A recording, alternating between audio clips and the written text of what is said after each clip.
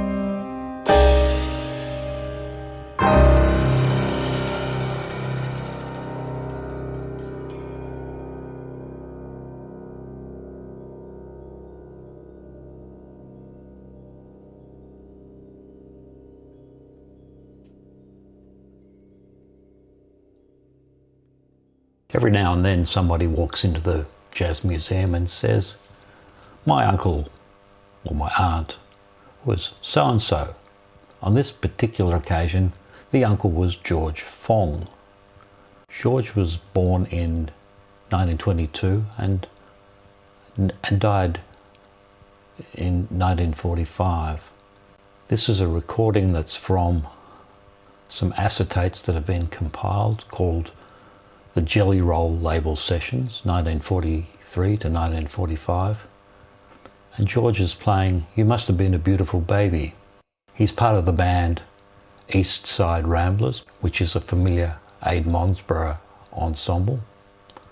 So we have Ade on trumpet, George Tack on clarinet, Harold Broadbent on trombone, George Fong on piano, Jim Buchan on string bass, and Brooks Jackson on drums. There's a number of pianists that made their way into that band, I think including Graham Bell. And we'll hear George play some lovely piano. Incidentally, our magazine editor Ralph Powell produced an article on George, which is available in AJAZ 60. It's going back a way, on page 3, if you can find a copy. If not, someone will help you out.